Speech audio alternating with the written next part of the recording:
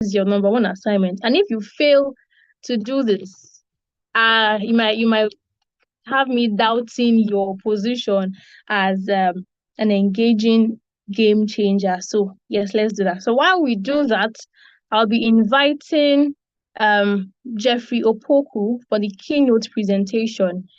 The Sustainability Week journey by the representatives from the Sustainability Week Accra. And to lead us in this is Jeffrey Opoku. Is he here, please?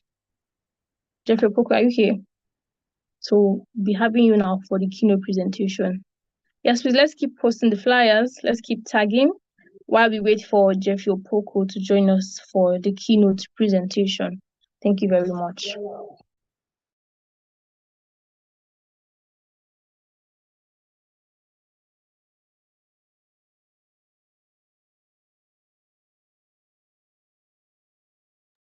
Is Jeffrey Opoku here, please?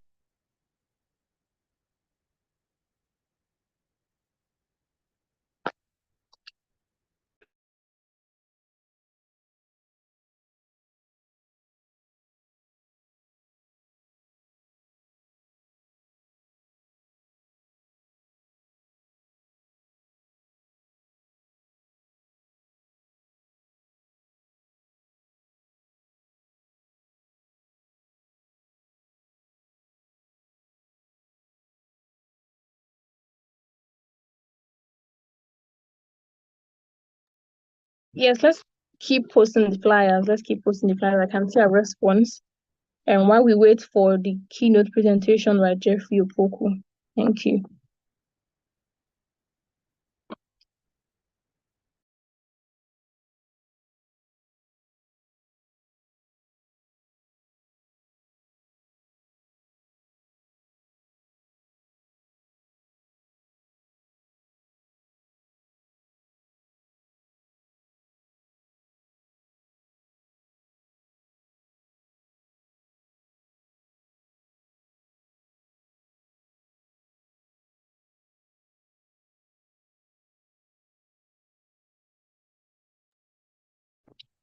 Okay, so it seems like Jeffrey Opoku is not here with us. So if you're just joining us, welcome once again. Thank you for taking this step of change and joining this event, the West Africa Sustainability Week. It promises to be enlightening, it promises to be interesting. And then with this, this is a gathering, seeing this as a gathering of game changers that are ready to make a difference and work towards a sustainable West Africa. Yes. So now we'll be moving to our first session. I see our comments for those that are holding their positions correctly, the engaging game changers. Yes. So before I invited Jeffrey Opoku here, I said that if you want to really prove and show that you're an engaging game changer, post the flyer for this event across your social media handles and tag the My Foundation, tag West Africa Sustainability Week. You don't know, I am seeing and I will know if you did it or not. So prove to me that you are an engaging game changer. You're not just a lukewarm game changer. You are a game changer that is ready to take action. And your first assignment is to post the flyer across all of the social media handles and tag the My Foundation and West Africa Sustainability Week. Thank you. Now we'll be moving to our first session with topic Voices from the Front Lines. Voices from the front lines. Okay, so this is getting to me that Jeffrey will be able to make it here. No problem. She'll be moving to our first session with topic Voices from the Front Lines. That is Youth Climate Advocate Journeys in West Africa, countries of Nigeria, Ghana, Togo, Benin, Cameroon, Sierra Leone, Mali, and Gambia. We'll be having a keynote speaker to expatiate a little more on the topic for us. And then we'll be having our panel session with amazing panelists. So yes, we'll be having the keynote speaker now in the person of Abi Sane. I'm sorry if I didn't get the pronunciation correct, but pardon me. We'll be having the person of Abi Sane, the country representative, Gambia, of the My Foundation and the director for Green Generation Initiative, the Gambia. So yes, Abi Sane, we're delighted to have you. You have your space. Thank you.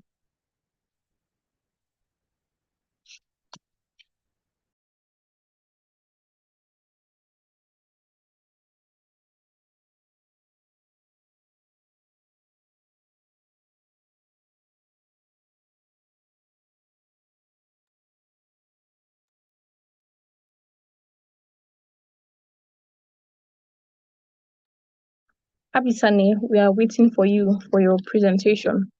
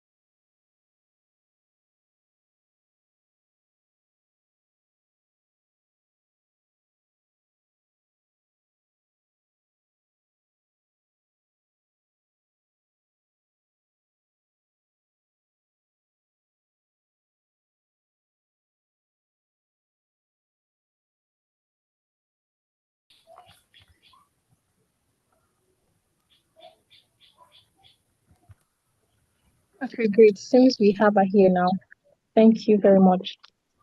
Please carry on.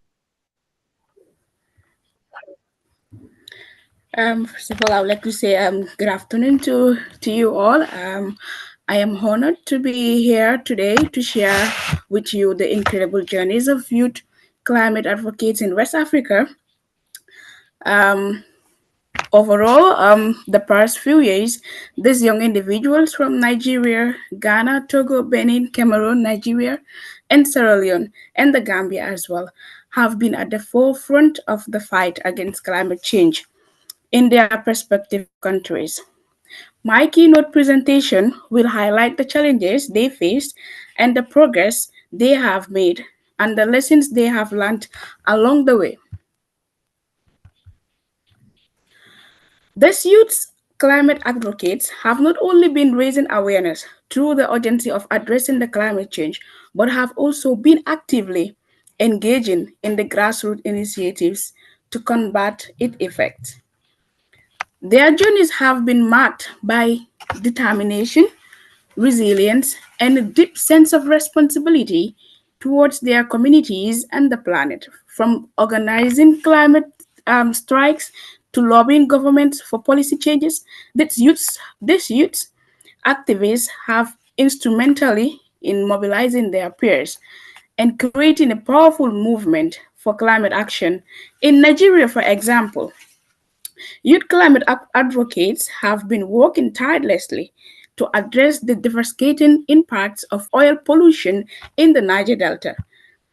They have been advocating strictly regulations on oil companies and demanding justice for affected communities. Their efforts have not only brought international attention to these issues, but also have led to concrete actions being taken to hold pollution accountable.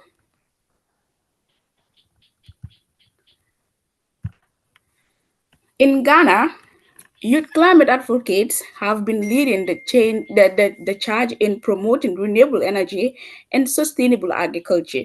They have been working with local communities to install solar panels and educate farmers on climate smart techniques. This initiative has not only helped reduce carbon emissions but have also improved the livelihood of rural communities. Similarly, in Togo and Benin, youth climate advocates have also focusing on restoration and sustainable land management. They have been implementing trees, promoting agroforestry practices, and advocating for the protection of forests. Their efforts have not only helped to combat deforestation, but have also created job opportunities for the local communities. In Sierra Leone, Mali, and Gambia, Youth advocates have been raising awareness about the impact of climate change on vulnerable communities. They have been working with local organizations to provide climate adaptation and resilience training, as well as advocating for the inclusion of marginalized groups in climate decision-making processes. The stories from the frontline youths of the climate movement in West Africa are not only inspiring, but also serve as a reminder of the power of collective action. These young individuals have shown that age is not a barrier to making a difference and that their voices deserve to be heard.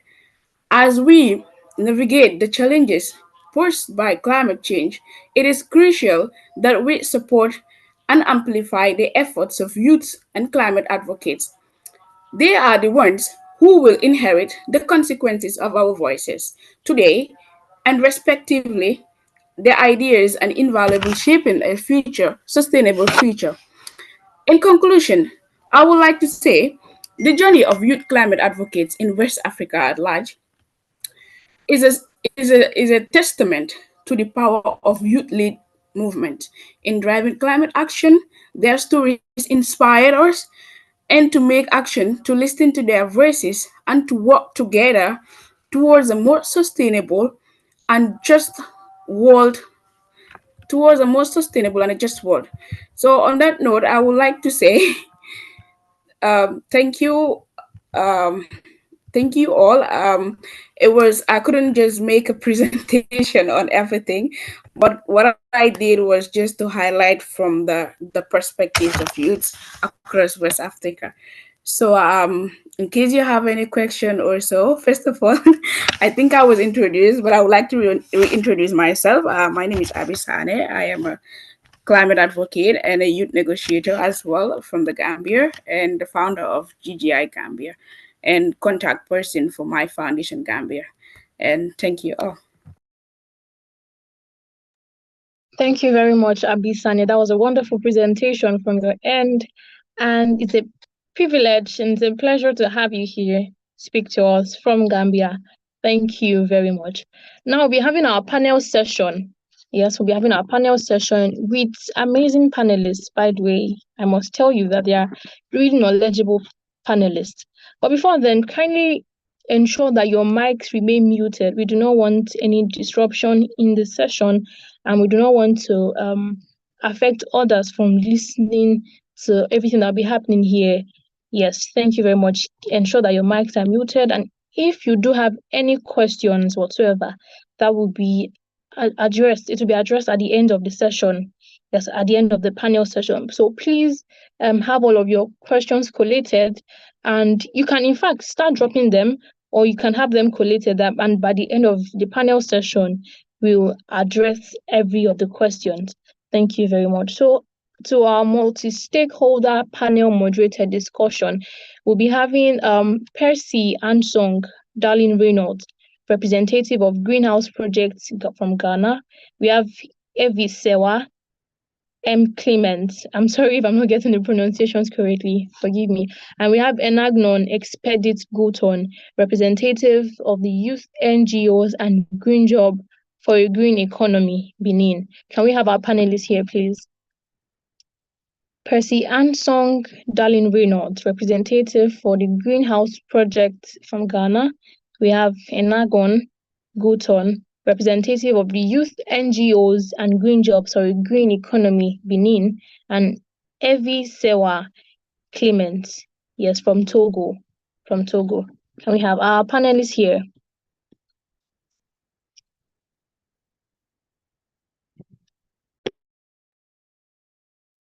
Yes, I'm here. Okay, hello. Sorry, can't see.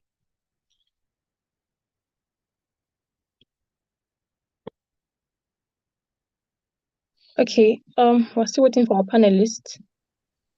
I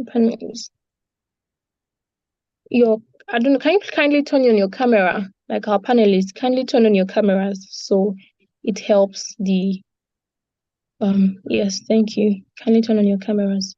Oh, great. Oh, hello, Percy Reynolds. Am I correct? Yes, you are. Yes, hi, hi. Nice to.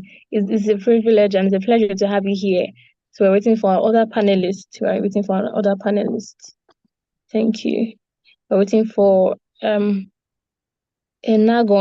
Guton and Ebi Sewa Clement. So Clement from Togo and Enagon from Benin. Thank you.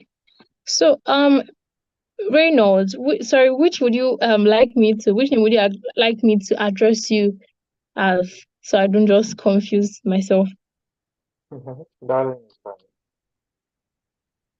Darling is fine. Okay, thank you very much, darling.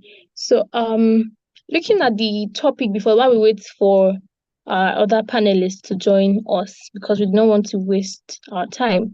So looking at the topic, Voices from the Front Lines, Youth Advocates Journey in West Africa, we would like to hear your thoughts about this. What is your view towards this topic? Okay. Thank you for the platform. My name is Percy Anson Darling Reynolds, and I'm the founder of the Greenhouse Project Ghana, and then I'm also the leader of both the policy team and the capacity building team of the Yango Migration and Climate Change Working Group. And I'm a climate activist, a very passionate one too. So what I think is a great discussion. Kudos to the organization and then all the supporters of this initiative. What I think of the topic is honestly, I think a lot of African youth are doing it, but I think this fight that we are fighting against climate change, it has to happen in unison. There are a lot of youth out there fighting for frontline communities to be heard, and there are lots. You have myself, you have Morris, you have Elizabeth Wanjiru, you have Rose Kobisingi, you have all of them fighting, you have all of us fighting for frontline communities to be heard. But what I think is, personally, Africans really need to be educated on this topic. And I can understand why a lot of people don't, a lot of Africans don't really get the whole climate change thing. Taking most African countries to be third world countries, I mean, there are some things that you have to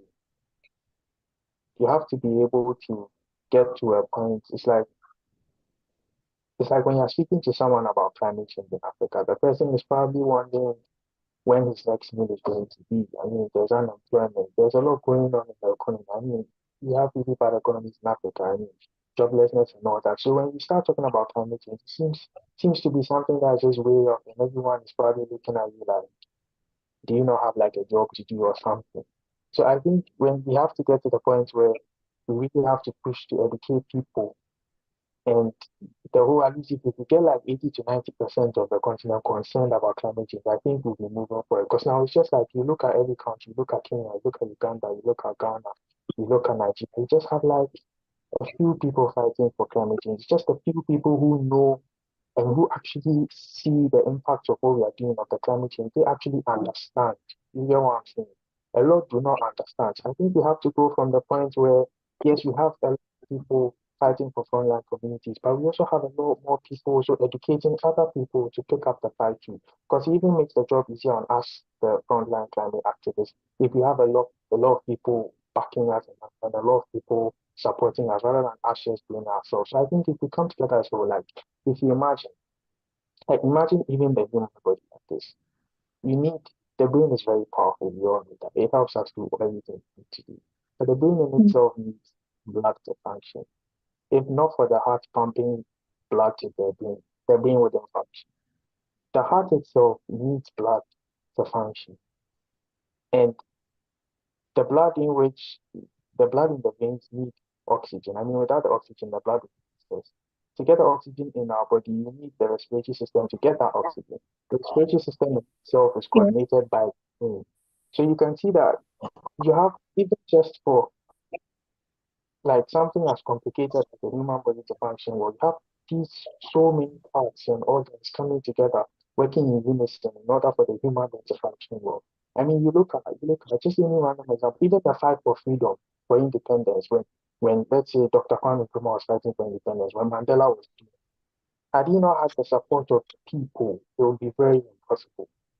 had Martin Luther King not have had the support of the people, it would be very impossible. So the way I see it is like nature time and time again has proven to us that together we stand, divided we fall. It's proven to us that, I mean, even look at zebras. When it's been scientifically proven that it is very difficult. It's like more than 10 times more difficult for a lion to catch one zebra from a group of zebras than just one single standalone zebra, because the stripes confuse them. So when you see a lot of zebras grouped together, it will be difficult for a lion to just get just one to eat just because they are grouped together. So we have to start looking for ways to collaborate well. We have to start looking for ways to join forces. Climate activists from West Africa, climate activists from South Africa, climate activists from the Eastern Horn of Africa. We have to find a way to collaborate. And then when we do that, when we educate people, when we have the masses supporting us, then we can push for what we want. Then we can go to COP and then demand that, okay, the loss and damage fund should be implemented. Then we can go to COP and then demand that this should be implemented, this should be done, our debt should be cancelled. We call for climate justice and all that. But if we look at it, if we have just these few selected people who are doing a lot and who are doing really well, when you have just we the few ones doing a lot, doing really well, we might achieve what we want, but very, very, very, very, very slow pace. So I think it's time for governments to get involved with, especially the education. And honestly, when I think about it, I still don't know why at this point we are in as the world in 2023, in this 21st century, with this climate crisis. I still don't know why it's not a fundamental part of the educational system and the syllabus. Honestly, it beats me. I mean, you have something as disastrous as climate change affecting so many million Yeah. people. I mean, when you look at Chad, in Chad, 90% of Lake Chad, that's like the biggest water body, is dried up. Like, I mean, where do you expect them to get the water from? Yet climate change is not part of the normal, the a child who's growing up in Chad, climate change is not part of the syllabus. Even though 90% of Lake Chad has been wiped away and he's suffering for water. I mean, we we have to start doing some of these things. Our government needs to start taking these up. I mean, we have to incorporate into the education system in such a way where everyone knows what climate change is. Every African knows what climate change is, and every African wants to do something about it because they've been educated. And I would also want us to also go from the point where, yes, we know frontline communities are the ones who are most badly hit by climate change and who are also hit first by climate change. But I would want us to, in your small corner, I want you to think about the whole of Africa as a frontline community, honestly.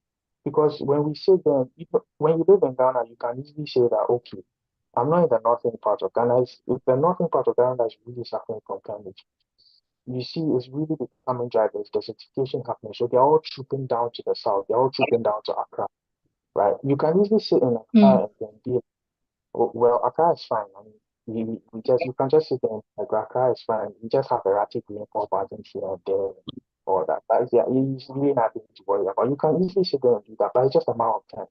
If you don't do something about it, if you don't do something about it, what's happening in the north is going to come down to Accra. What's happening in Niger is going to come down to Accra. So I'm saying, so I think even where you are, if you really think your weather is perfect where you are, you should start thinking about the whole of Africa as as a frontline community, because that's really what it is. It's just a matter of time before what is happening in Niger happens in Accra, or what is happening in the northern part of Ghana comes down to the south. So I'd want us to go from a point where we are just looking at these few selected communities where they are really having it difficult to cope, and they probably have very limited resources and funds to cope, and we look at them as frontline communities. The whole of Africa is a frontline community, to be honest. And the only difference between a frontline community, one of the differences between a frontline community and one which we don't term as a frontline community, those are just our own terms. We don't term as a frontline community, it's the fact that, let's say in countries like maybe Germany or the US, they have funds, they have money to be able to solve some of these climate change problems. Like, they don't solve the problems by they can mitigate. They can, if people need to move, they can make sure that they move. If people need to be reimbursed for something, if loss and damage funds needs to be provided, they can do that. But in Africa, in those frontline communities, or maybe even in Bangladesh, they don't have the money to be able to do that. That's just one of the major differences between frontline community and one that is not. Mm. But we know the whole of Africa, due to bad governance, due to corruption, due to all of those things, we really don't have a lot pockets. The countries do not. And I mean, if we are looking at the online community as one that does not have the resources and funds to be able to cope with climate change, then I think we have to accept that the whole of Africa is. So I think when we start looking at things this way, we start, you have to want to solve a problem, you have to feel the problem. You have to put yourself in the shoes of someone who is feeling the problem. If we start seeing the whole of Africa as a frontline community, if we start breaking those boxes, those definitions that we've been putting, I think it will get people to want to act, because then they feel like, okay, I'm actually a part of this. Then they feel like, okay, I'm actually a part of it. So then they feel like, okay, I'm actually a part of this. Okay, this is actually going to affect me. It's just a matter of time. Maybe this, maybe that. Then they actually have the motivation to act. But if they are somewhere and they feel like it's not affecting them, or oh, this place is fine, I mean, just a little rain, it's just a little tide, so just a little sun, you can do the little sun. I think it's just going to be this way, just little actions. And Mm. Africa really has to find a way. Thank you very much. Thank you very much. That was really, really great discussion. Really, really insightful. So now, speaking of collaboration rather. Speaking of collaboration, how can individuals, organizations, and government support and engage with frontline voices in a meaningful and impactful way to address climate changes? Oh, okay. I think it shows perfectly from what I was saying before, where we need to have this kind of united mindset. If, excuse me, if governments look down on climate activists, which most of our African governments do, West African governments, I mean, there's no way we can get anything done. If our scientists are not being, if our research fellows are not being funded to find out like what best ways to mitigate this, what's actually causing this, what can we do about this from a scientific point of view. If they're not being funded to do that, if businesses are not funding them to do that, governments are not funding them to do that, they're not taking them seriously, how then do they come up with solutions that are specific to Africa? I mean, you could have a scientist, in the US come up with solutions. You can have a group of scientists come up with solutions for the US, but just believe me, that might probably not work in Africa. We need African scientists to come up with Africa-specific solutions. I mean, it's that simple. And in order to do that, they need funding, they need support, they need not to be looked down on. That's something we really look down on in Africa here, science. No one really takes science serious. So, and to businessmen, I mean, sometimes it's funny, sometimes it's sad, sometimes I don't know if I should, excuse me to say, I don't know if some of the business CEOs and also business. I don't know if it's selfishness. I don't know if they don't see the obvious. I don't know if, sorry to say, they are too daft to see the obvious. But if the climate is changing, how do we patronize your business? If the climate is changing, everything is spoiling. I mean, nature, as we know, is disrupting. How do we patronize your business? How do we buy your goods? How do you lend us your services? Do you honestly think the food you are selling will be of any use? Do you think the loans you are giving out will be of any use? If we are a bank and the climate is changing, we are going into crisis, how then do we save the food? So now that you have the chance to actually be able to do something about it, why don't you invest part of what you are making, part of the profits you are making off the people, invest it into helping to solve climate change? I mean, it only makes common sense. Mm. Mm. I mean, we need to see this as something that we all have to do, not this person, not this, should do his own fighting if that's what he's doing. He has time to do all that. He doesn't have to better to do this time. We all have to collectively see the problem for what it is, and that is actually what it is. If you're a businessman, if you're a politician, if you are this and you're that, you don't work with climate activists, you don't work with the scientists who can bring the solutions, and then we eventually end up losing the earth as we know it. What use is it? I mean, I don't see how we cannot divide, and I don't see how this cannot sit in the heads of some people. I mean, it's that simple. It's that simple, and I'll say it plainly. I'll say it exactly like it. It's that simple.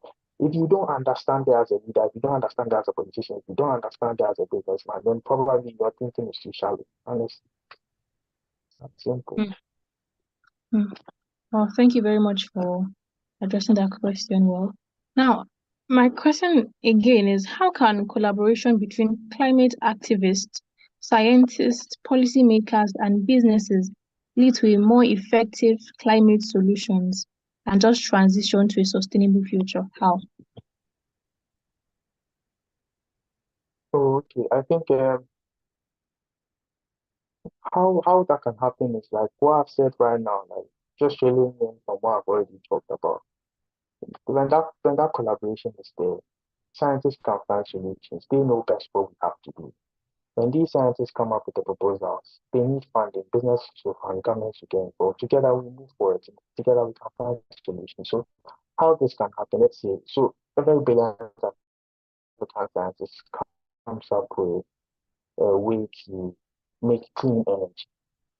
So the solar panels we have now are not as efficient as we want. So is being funded by its government, being funded, or group of scientists being funded businesses to come up with a solar cell that is more effective than what we have, that for the same area or for the same surface area of that photovoltaic cell, we can get more electricity than we used to or than what is available now. If he doesn't get the funding to, maybe he has the idea. If he doesn't get the funding to, if he doesn't have that team, or he doesn't have that collaboration, doesn't have that support from his country, from his government, from businessmen who actually have the money to fund it, how then is he able to come up with a solution? It will be in his head till he dies.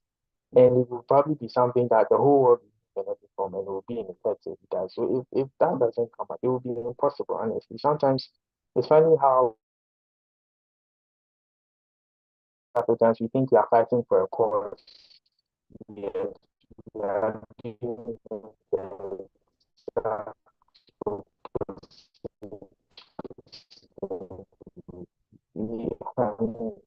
the only way out is to unify and fight. So if the climate activist is doing his job, the government also has to, the scientists also has to be happening. It has to be this.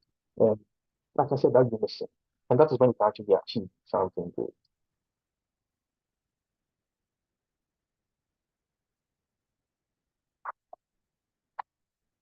I think your Okay, microphone is muted. thank you very much. Thank you. Yes, yes. So permit me to say this, please. If you're listening and you have questions, please you can start sending them now, as we'll address it after the panel session. Yes, kindly collect your questions, or you can drop it in the chat section of this meeting. Yes, and we'll address it. So Darling, can you share example of successful grassroots initiatives led by climate activists and frontline communities? Okay, so let me kindly start with myself. So with me as a climate activist, what I'm doing is I'm planting trees. That's one of the things that I'm doing. I'm planting trees, and it's Greenhouse Project is an urban tree planting initiative, and it's born out of the idea where I noticed the conventional open space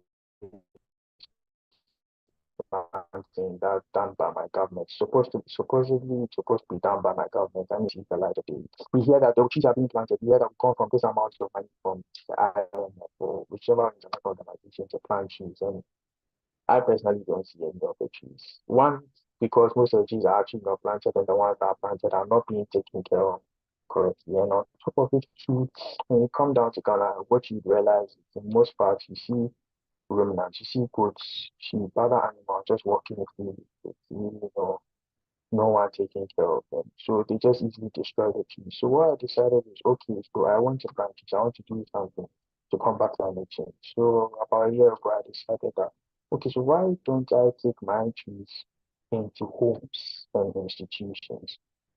That way, I don't need as much money to plant because I don't need to constantly be monitoring, constantly be looking at the upkeep of the plant myself, like watching and all that. Someone will do that.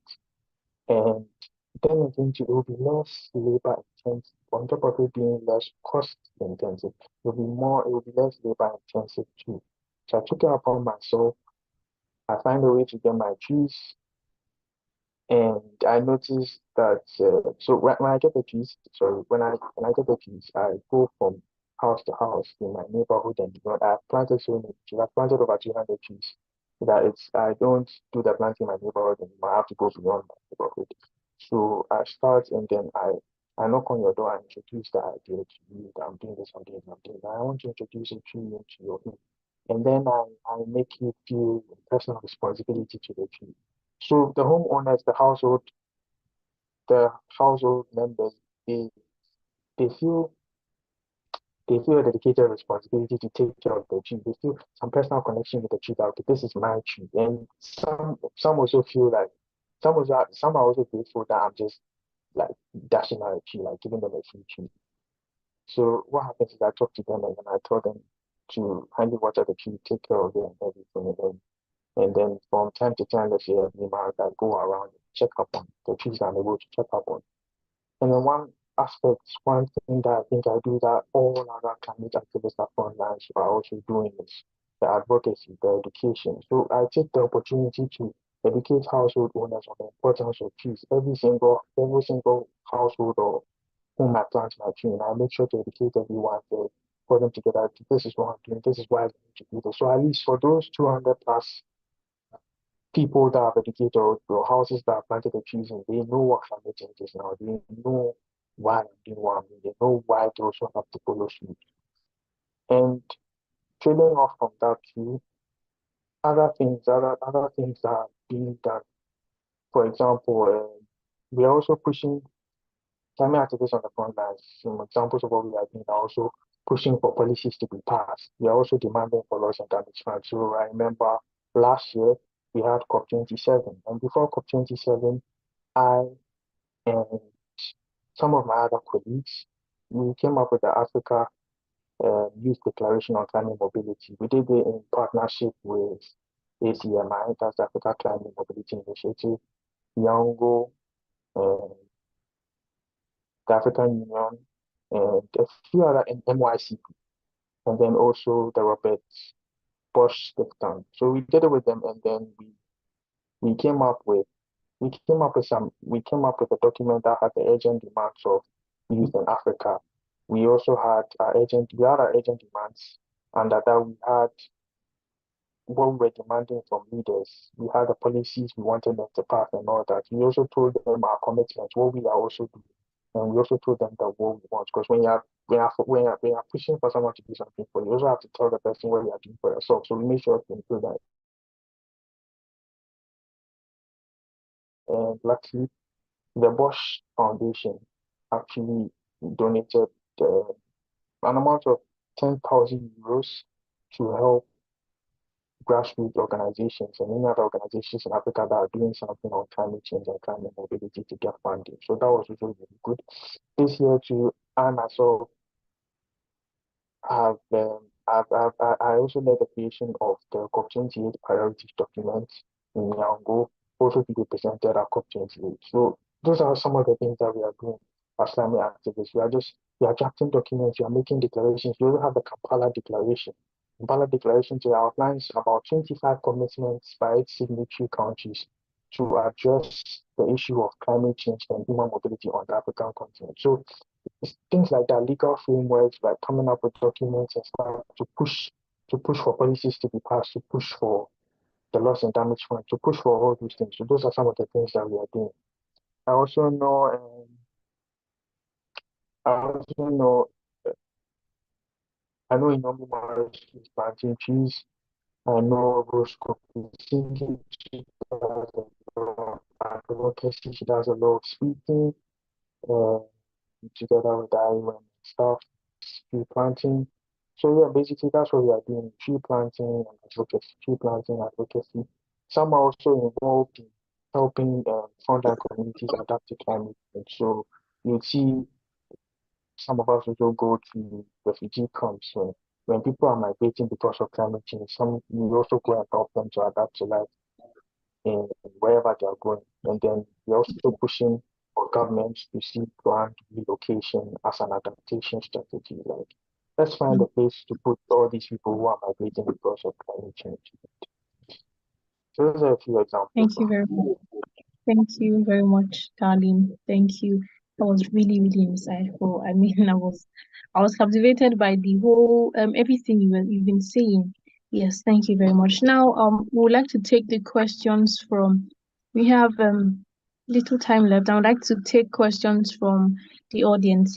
Are there any questions you would like to direct to Darlene here? And I would love for him to answer. Kindly type them down in the comment section, the chat room of this call. And if you also have questions for the keynote speaker, that's Abby Sane. If you have any questions, well, kindly drop every of it now. Abby is still here. And she's ready to answer your questions. So also Darlene Reynolds here. So if you have any questions, please let's drop them now. We do not have much time left. Thank you very much. We're waiting for. So thank you, Reynolds, for this insightful session that you've led. Thank you. Great job. Great job. You really did well. You spoke well and it was really outstanding. So while we wait for the questions to come in, I just need you to answer this briefly without taking much time. So your organization, yes, how has it been, working towards every of these things, working towards every of these developments and growth? How has it been? How has it been for the organizations? Yes, while we wait for the questions of the people. So for greenhouse project, I mean, nothing in this world comes easy. So I mean, it will be cliche of me to say it's not easy and not that. Yes. I mean, we all know nothing comes easy. Nothing good comes easy. So we've had our challenges and we've had our victories.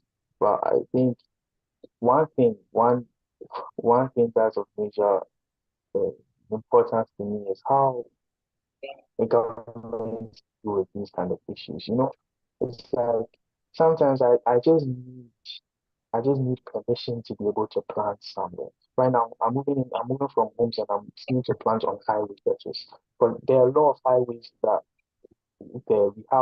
we have the Ministry for Roads and Highways, and then under that we have the Parks and Gardens and all those other subsidiaries that are supposed to be looking to actually bring in the city. And until I actually started my climate activism and my planting, I didn't even know they actually had that job. But there are highway stretches, there are road medians that are supposed to be filling with trees. So they are not doing it, and I'm just asking that, okay, can I have the permission, can I have the necessary letter to do that planting? And you keep going to the assembly, you keep going to the ministry, you keep tossing it. That's one thing that really, really bothers. Right. I mean, and you have people ready to fund you and you just need the permission to plant. So that's it. And then apart from that too, like I said, people sometimes I take a trip to someone's house and then I mean person gives me a very bad attitude. But it's all part of it. I try and I just make it light. And then sometimes they sack me.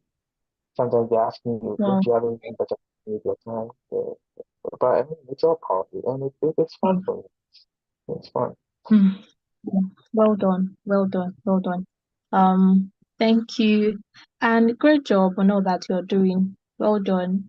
And together we're all working towards a great West Africa, really great one. Thank you for being a change maker and a game changer also. Thank you for really taking all of this serious. Thank you very much.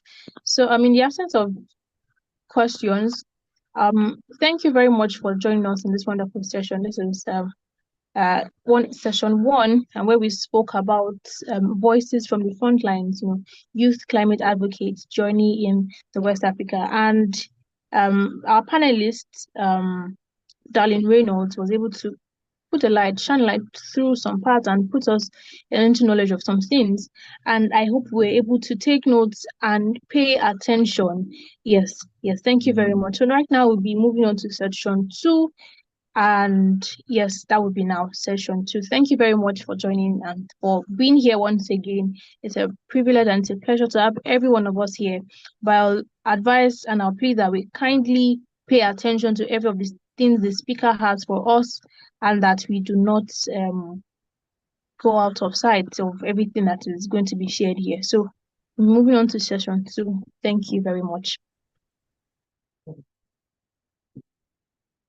And just before I go in, I'll leave a link to the documents I talked about in case you want to use it for your own advocacy.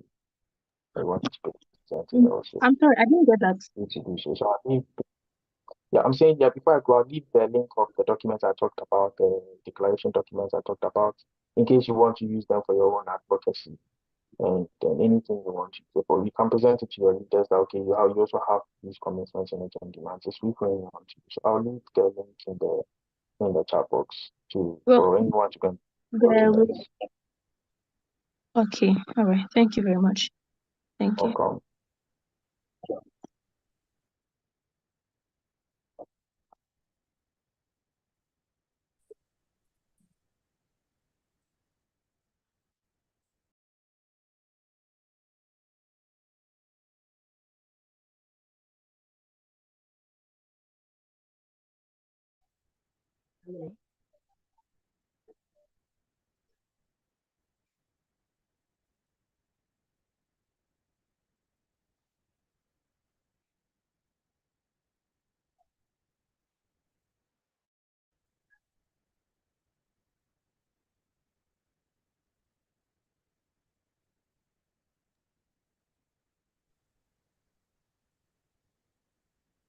All right, good morning, good afternoon, good evening, wherever you find yourself. I'm Samuel Okazibinefo from Ghana, and I'm a principal technologist of CSI, our Soil Research Institute, and doubles as the global lead for my foundation in research and development.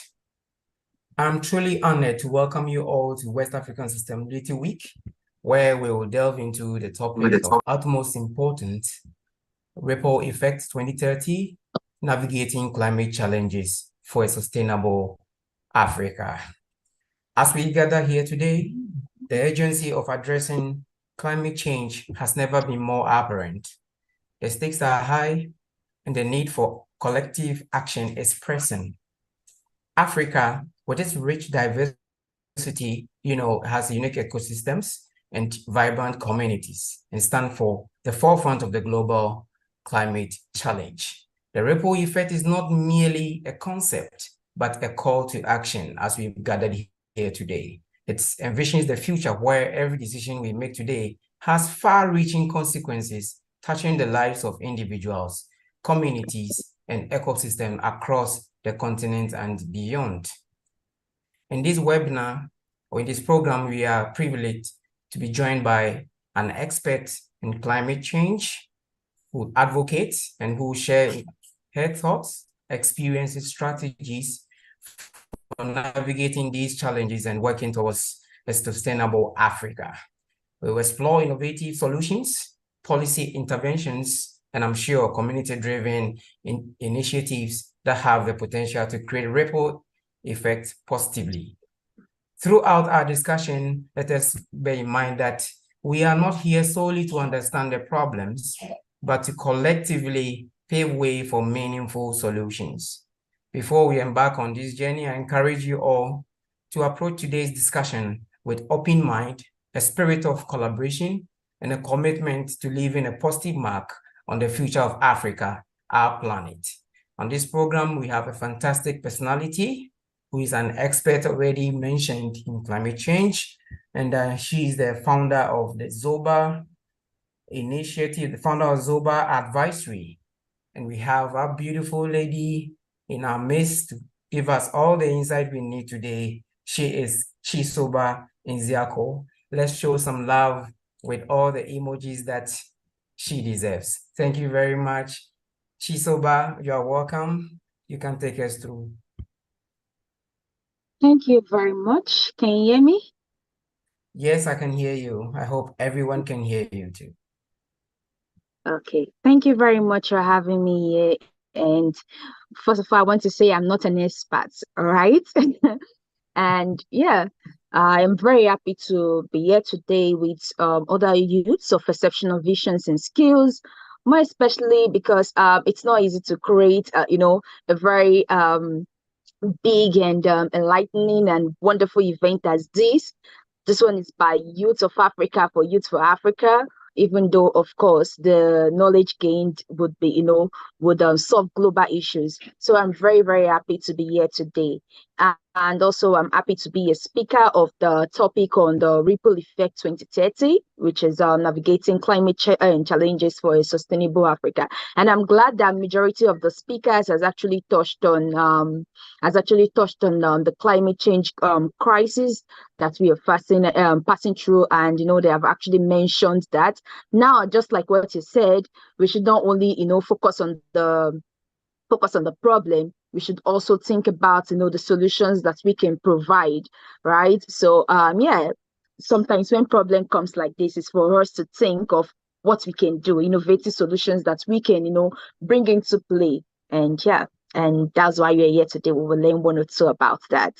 So quickly, just to save time, I can just please, can you help me with the presentation slides, and then I can quickly proceed with presenting. Okay. I hope you're okay. Yes, I'm very okay. So just like I said, this is more like this can be a visionary initiative that is aimed at addressing the pressing climate change crisis in Africa, and also it will help align like key objectives that we can look out for. And yeah, so quickly, I think, okay, you just finished showing us the first slide, which is just me and you. Exactly. Sorry, why touch on my screen.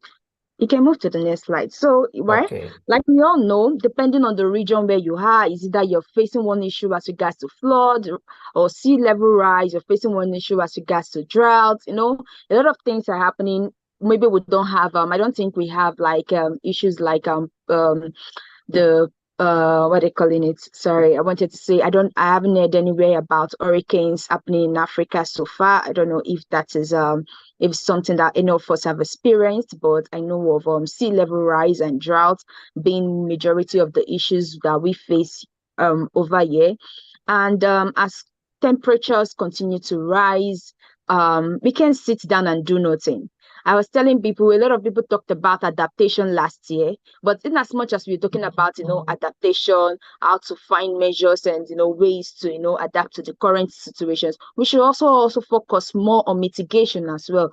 A lot of the global south talk about adaptation more than we talk about mitigation, but we need to create innovative solutions, especially for our youth. We need to look at, investment of this technology solutions that youth are creating, investment of these brilliant ideas our youth are bringing forward. So we need to look at how we can, grow that, because Africa is not the Africa of yesterday again. Africa is more like, if when you close your eye and open your eye tomorrow, it might just be the word power. So we need to look at those things, how we can, not just even not just combating climate change crisis now, even looking at growing our economy, reducing poverty rates and all of that. So these are some of the ripple effects, and these are some of the things we are going to be looking at today. And yeah, like I said, most of us are aware of the challenges, but now what's next? We cannot continue to dwell on the challenges, right? We have to do something about it. You can move on to the next slide. So let's begin. So like I said, understanding climate change challenges, well, for most people that might be very new today, because I cannot assume that everybody is knowledgeable about this. Climate change poses significant challenges for Africa, including increased frequency and intensity of extreme weather events, rising temperatures, and changing rain pattern and rainfall patterns. I'm currently in Abuja, and I can tell you that I don't even understand our rainfall patterns again. I don't understand. Some days I'm sleeping and I think maybe the world wants to come to an end. I don't even understand what's happening again. So these challenges have far-reaching impacts on our agriculture. It has far-reaching impact on water resources. I was in Kenya the other day, and some of the issues that they are facing, as regards to water resources, is not even, it's not something that is funny, because we know how essential water is for us. So it has impact on our biodiversity and our public health. Imagine not having water, imagine not having access to water. So you can imagine the effect of that. So it is very crucial to understand the magnitude of this, challenges, so that we can be able to develop effective strategies for a sustainable future. So that's one of the reasons why I talked about, adaptation and mitigation in the first place, saying that fine, if you're trying to manage the situation, we must, think of innovative solutions that we can create, because we cannot continue to dwell on, okay, let me manage it like this, let me manage it like this. No, think about expansion, think about growth, something like that. Next slide, please.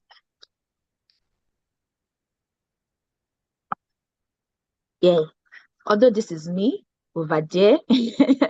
So yeah, let's look at opportunities for sustainability. So amidst this climate change challenges, there are immense opportunities. One of the things I do at Zoba Advisory, I share a lot of opportunities. We have a hub that have over 300 plus people, and we share a lot of opportunities that is related to combating climate change crisis. Because some people just think maybe it's only advocacy that we are coming to do. We are not only trying to do advocacy. You could build renewable energy solutions. You could be doing something that will help, the development of our agricultural sector. We could do something that will help our transportation systems. You could do a lot of things. A lot of people can do, like, you could even be doing your research that is focused on, combating this climate change crisis. So there are a lot of immense opportunity for sustainability in Africa. Not even just only in Africa, so there's a lot of, opportunities. I tell people, wherever you find a lot of problems, it means that there are capable solutions, there are possible solutions that can happen. Two people travel to a particular location. One went there and said, oh, I am here.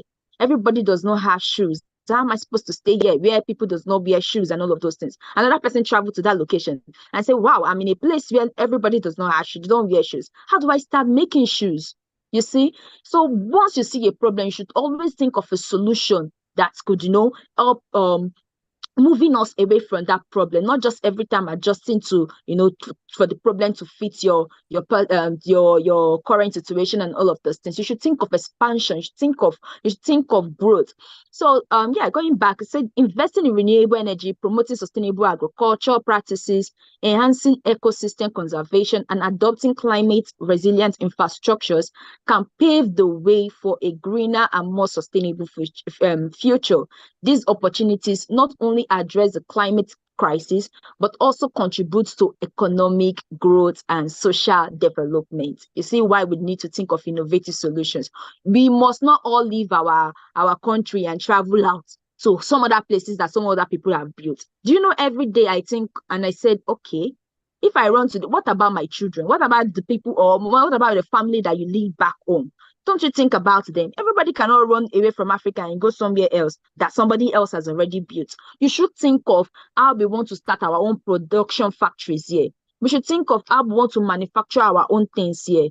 We should think of how we want to invest in our own infrastructures, right? So we should think of how we want to develop our own home so that we can invite tourists. In short, we don't even need to invite them. They come and, they come over to Africa and they enjoy Africa. They enjoy the old growth, the old things in Africa. Not every day somebody is coming here to provide one aid or the other for malaria or for COVID or for another thing. No. I don't want to be living in that kind of sphere. No, I want to be able to go out and be very proud and say, okay, this is where I'm coming from. They'll say, okay. Or you apply for visa and they're denying you visa. Why? Because they feel that you will not go back to your house because you didn't take care of home. So imagine, we need to think of sustainable solutions that would help our social development and economic development as well. Next slide, please. Collaboration and partnerships. Let me tell you, one of the most important things for us to grow is collaboration and partnerships. Earlier this morning, I was speaking with someone. I was speaking with a coach, one of my coach from UK, and I was telling her that, A lot of the things I see over here in Africa is that we build in silos. Government is doing their own, individuals are doing their own, industries are doing their own, academias are doing their own. No. Think of collaboration. Imagine if government offers scholarships to individuals and they go to academias and carry out research that they can give to industries to use to develop products. At the end of the day, you are doing everything, together for the growth of your economy. But this one, government is doing something else. Individuals are going to school, learn, carry their certificate, looking for how to leave Africa. Industries are making productions without even thinking of the carbon emissions that are emitting. But if you go to school, you carry out research and say, okay, this is a better way for you to produce your products without, emitting any carbon emissions, and this is a way to do your product like this, and it's like you provide a sustainable means for them to options for them to carry out their manufacturing processes of all of those things. That's a beautiful one. That's you collaborating. But these days, everybody is just doing that. Government even make policies without even contacting key stakeholders, the people that are making the policies for. Remember, government is of the people, by the people, and for the people. But these days, government is for the government. I will take a case study, like I always say. There was a time they did their monetary policy in Nigeria, right? Majority of people didn't even know that the money, the new money that we had new money, because there was no proper consultation done. So collaboration and partnership is very, very essential for the growth of Africans, for the development of Africa. Just like what Ruto is doing now, he said, okay, visa free for every African who wants to come to Kenya. When you go to Europe, when you go to the Schengen region only has one visa. And when you have when people have easy access, to travel to this place to do their business, to travel to this place to do their whatever, it is like it brings about this collaboration and growth. Somebody was telling me the other day that they want to offer me a grant, but they were asking me, is your organization in Kenya? And I said, no, my organization is not in Kenya. So you can imagine the kind of limitations we create to ourselves. But let's say you are from the Schengen region in Europe, and you say, okay, I'm in Europe, I'm from they believe that there is no barriers, there's no boundary. And if you want to even scale and you want to move to another region to start up, the organization, there is no barrier with that. But these are the kind of things that creates barrier for us. So collaboration and partnership is important. Okay, let's not even go to that high level. Let's come down to youth organizations like this. If there was no collaborations, this particular event would not be successful. But so you see the importance of collaboration. Collaboration brings growth. Some of us don't want to collaborate. We want to do everything on our own. We want to do everything on our or just on our own. But for me, I will tell you the truth that is that most of the successful projects that I've carried out, and majority of people have carried out, is a matter of collaboration. It doesn't have to be maybe two organizations coming together. It could just be two individuals like you and I. I might have the technical skills, and another person might have the business skills. So, you can come together and say, okay, build the technology. I will be able to sell it. I will be able to pitch it. And then that way we can scale. But when there's no collaboration, there's limitations for growth. So addressing climate change challenges requires collaboration and partnerships at all levels. That's why I said it's not just for government. Government, business, civil society, organizations, and international institutions must work together to develop and implement effective climate action plans. By sharing knowledge, expertise, and resources, we can amplify the impact of our efforts and accelerate progress towards a sustainable Africa in the face of climate change. So collaboration is important. Let me just use the case study of Yongo. You see that majority of the policies or majority of the statements that Yongo wants to put out, they always send a link. Why? They tell you, okay, this is for join the constituency meeting or make your inputs in this document, because they know the importance they know the importance of those things. One person cannot sit alone and decide that this is what this organization is going to do or to be doing, or this is what this constituency is going to be doing, or this is what COP28 president must do. Collaborations is very, very important. So please don't work in silos. Anything you know that is difficult. Some of us, we have brilliant ideas, but we are just scared. We don't want to share with another person to help us carry it out. It's important that you build collaboration and partnerships. Next slide, please.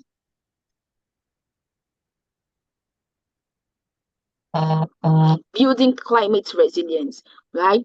Now, building climate resilience is crucial for Africa's sustainable future. This involves strengthening adaptive capacity. This talks more on our it talks more on adaptation more than it talks more on mitigation, right?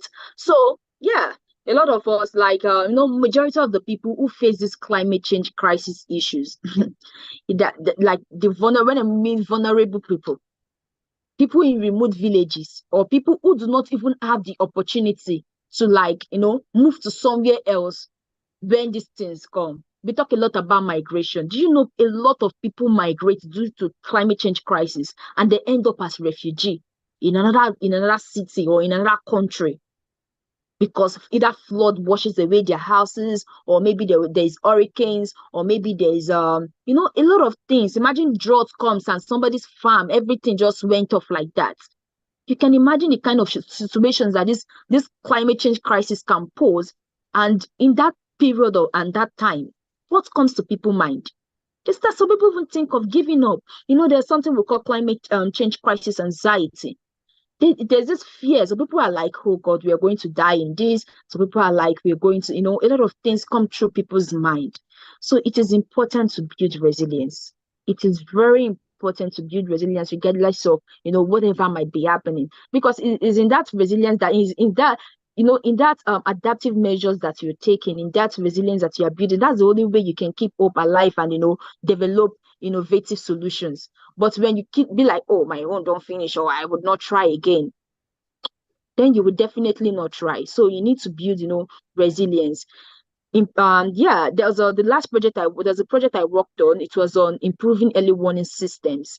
And like I said, when all this when there's need to build adaptation, there's also need to think of mitigative efforts that we could use in developing or creating a stable system for us. So early warning systems such as these that maybe tells us of an impending crisis is very relevant for us. And and then there's it helps in enhancing disaster preparedness. That there's a flood crisis coming, that there's going to be like an earthquake and all of those things. And it helps in promoting climate smart. Also, we could do something around climate smart policies. So before that event happens, you've created smart policies that will help us in combating those things so that it doesn't happen. And also, we could look at investing in resilient infrastructures, and we look at investing in ecosystem.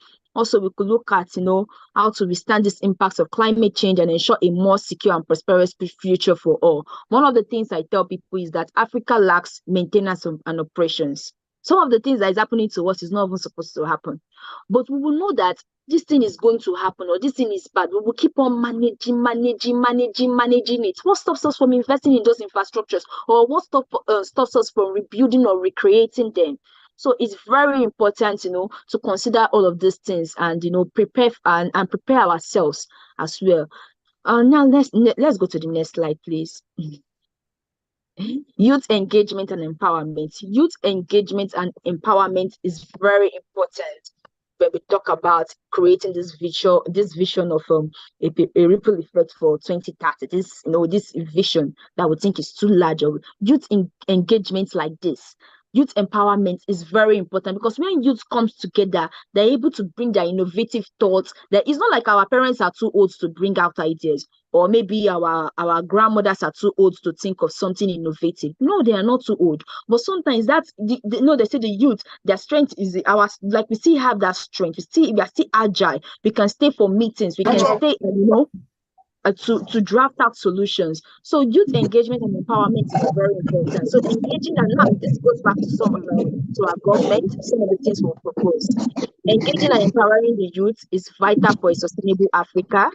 Young people are catalysts for change and can drive innovation. Please never ever think that you are too small to cause change. Never ever think that you are too small to cause change. Never ever in your mind think that I cannot contribute, I cannot do something. You can either provide an innovative solution, you can do something around advocacy. So just all of us can actually take reasonable actions. So that's why I said this goes back to our government. If the government, or not just the government, even you yourself can, find a way to build capacity. Every time people meet me on LinkedIn and say, please mentor me, you are doing so well. How did you start? How did you do this one? Look at them. And I tell them I was like a baby that they threw inside a stream and they asked me to swim. Build your own capacity. A lot of free resources are on Google. A lot of free things are on Google. Like a lot of free things that you can use are on Google, on YouTube, on LinkedIn. Some of us, we see application link, but we will not apply. And then when somebody else gets congratulations, you will say, she knows somebody that knows somebody that knows somebody that knows somebody. They don't know anybody. Build your own capacity. Apply for this event. Apply for this what they're calling it. Apply for these capacity building sessions. Apply for this scholarship. Apply for these grants. What is stopping you? You say you're scared. You don't know whether they will choose you. Did I used to write the person that they will choose on the forehead? No, some of them, we just try our luck and we get accepted. Sometimes it's because you do not try, that's why they accept another person. It happens like that. They're looking for 20 people, 10 people, only 10 people applied. And then maybe 10 other people just saw it randomly and applied. Do you know, I've seen opportunities that the deadline has passed. I just saw it and it's because the form is still open and I applied and they selected me. It happens like that. So some of us need to, build up that. Think of something you can do and sometimes apply.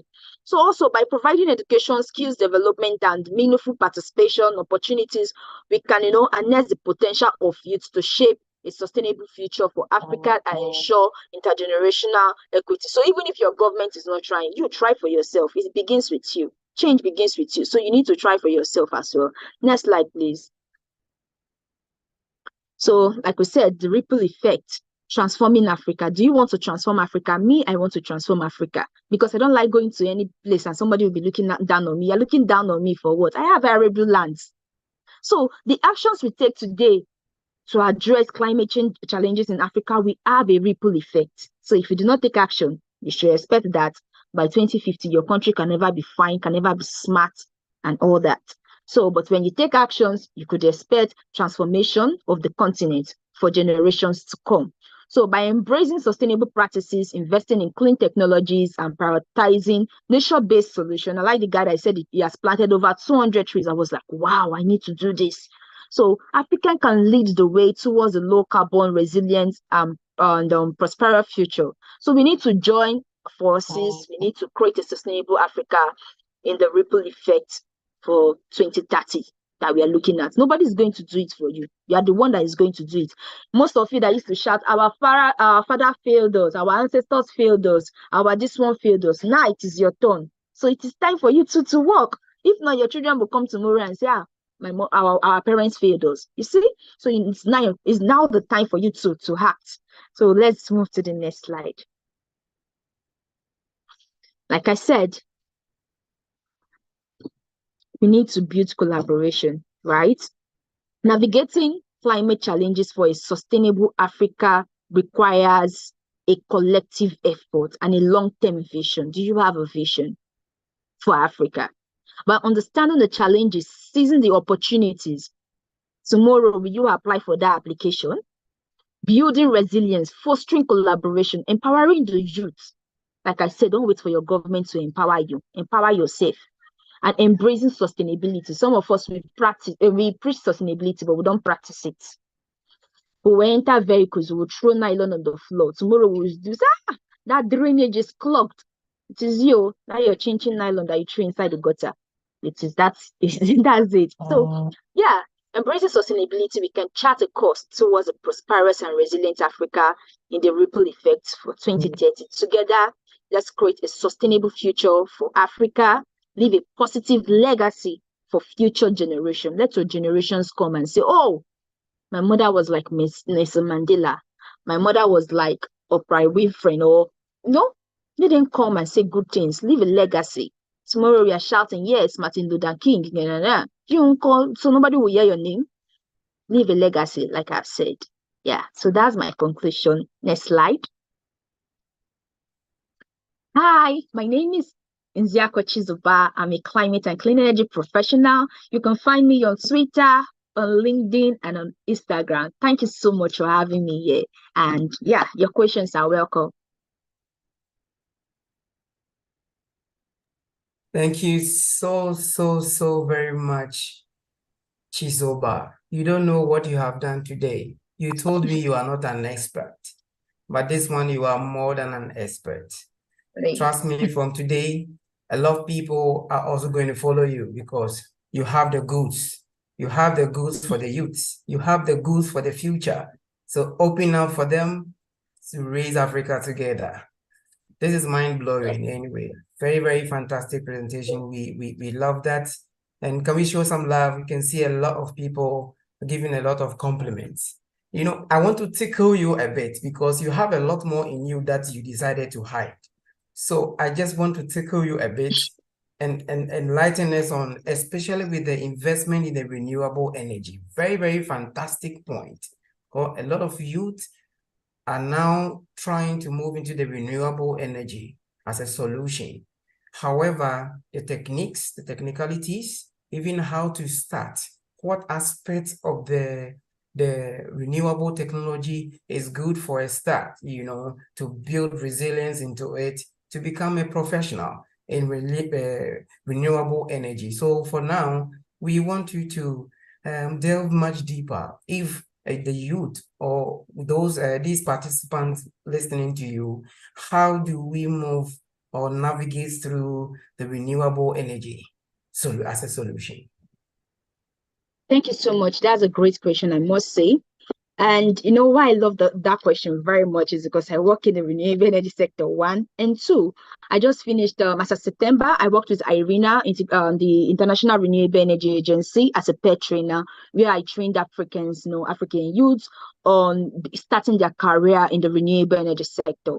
Now, you talked about technicalities. In the renewable energy sector, you don't need to have when I mean technicalities, you don't need to be a technician. You don't even need to be a renewable energy engineer.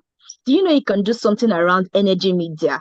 You cover stories on maybe new energy infrastructures, latest trends. You cover what government says in COP28 pledges. And you track it up and say, okay, this thing that they said they have not implemented, you cover a lot of stories around that. You could do something around energy media. You could do something as an advocate, advocate, you don't even need to have the technicalities. Your advocacy can just be centered around people encouraging people to go green, to use solar technologies. Your advocacy can be like that. Even if it is business development or maybe you have the marketing expertise, you can move and be doing sales. A lot of renewable energy organizations, they will even love you because they're looking for people that will sell their products. When you get there, you learn about what they're calling it. The good thing is that you learn in the process.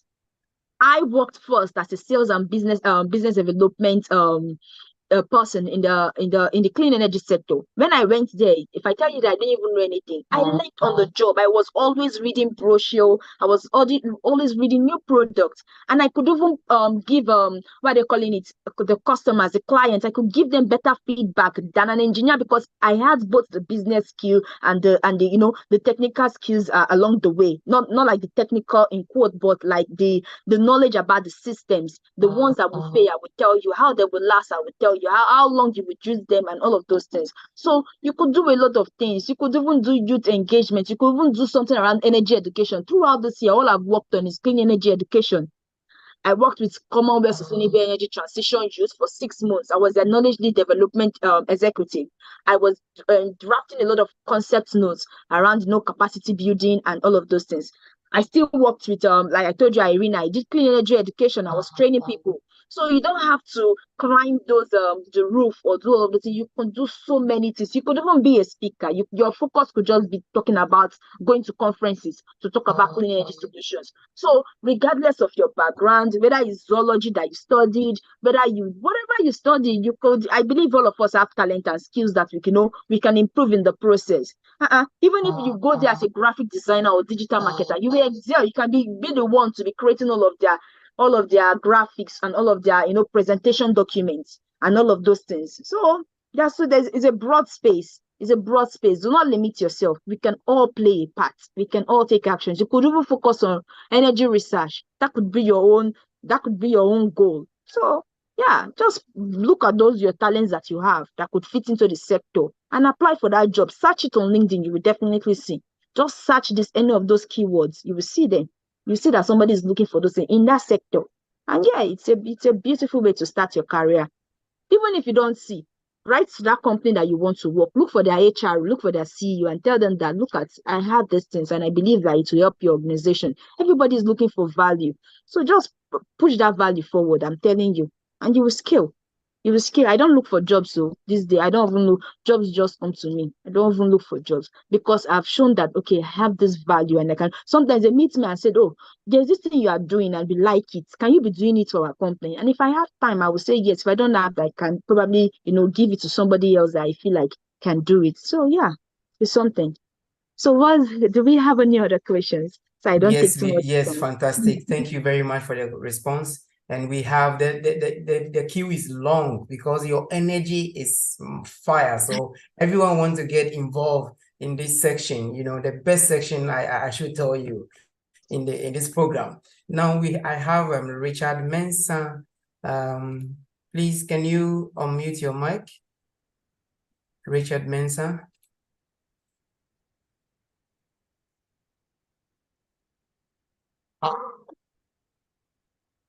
Richard, are you around?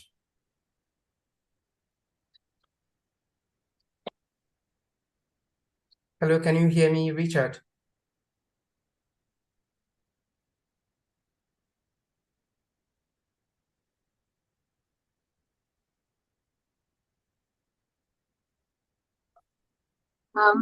Maybe we should take yes, we can take, yes. Alfreda, can you unmute your mic?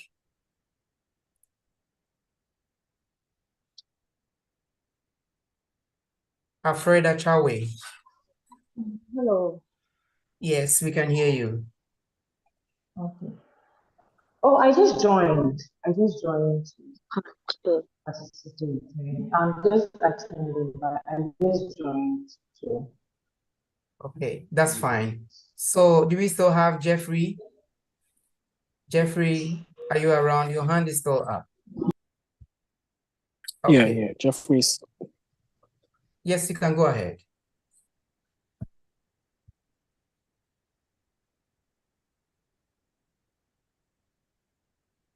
Hello, Jeffrey. I think it's network Yes, can you issue. hear me? No, yes, I can hear you. Continue, Jeffrey. We can hear you. Okay, a moment.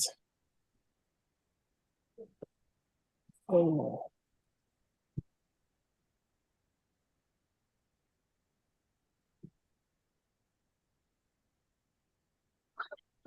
Quickly, sorry, Yes. while we wait for Jeffrey, let me just answer someone on the chat. Is it Mosindo? He said, I'm working on a solar farm startup. How can I go around gathering funds? There are a lot of grants opportunities that are out there today for youth. I even saw like one before I even joined this program, like today. So there are a lot of grant opportunities for youth. They are looking for you to have innovative solutions. The truth is that if you sit around waiting for funds, they do not come to you. You have to apply for those grants. All of those people you see winning 10,000 USD, 20,000 USD, it's not like they're building better solutions than you are. They're building innovative solutions, quite all right, but they're not. It's not like theirs is the most important. It's because they applied. So just be ready to structure that your grant proposal very well. If it is something that you cannot write, maybe you're not a good grant writer, you could source it out and give it somebody to write. You can always use that. It's something that you will continue to use.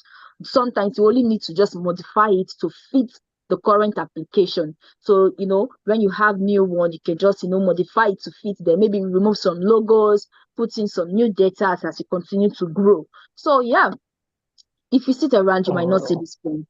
So it's that's one way you can actually gather funds as funds for your business. Yeah. Okay, so thank you. So Jeffrey, can you continue? Yes, so I think we are moving on to the next section, right?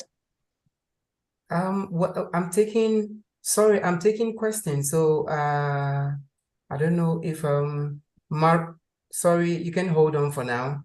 Mary Simeon, do you have a question? Because I saw your hands raised. Unlike then, maybe we can take Richard Mensah. Your hand is still up. Else we have to wrap up for the next section. Richard Mensah for the last time. Okay. So if Richard is not ready,